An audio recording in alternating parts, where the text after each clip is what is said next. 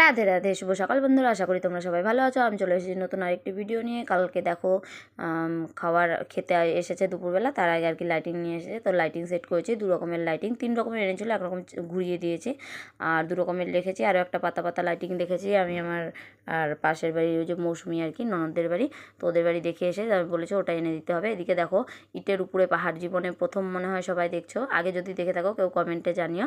হ্যাঁ, সবাই এখানেও দেখে হাসাহাসি করছে যে ইটের উপরে পাহাড়, তো জায়গা নেই জন্য ইটের উপরেই এখানে ইট ডিপ করে রেখেছে, সেখানেই কিছু লাঠি দাঁড়া করিয়ে নাকি পাহাড় বানিয়েছি।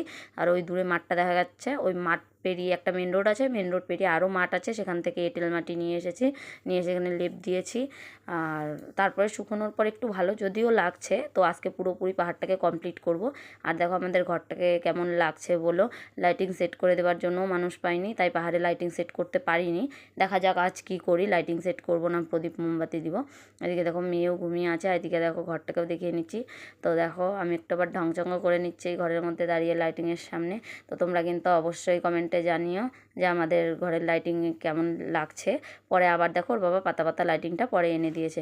তো তোমরা সবাই জানিও কিন্তু কেমন লাগলো কমেন্টে।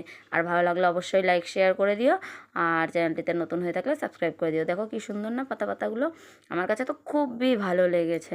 আর আজকে দেখো সকালবেলা আবার ঠাকুর পুজো দেবো।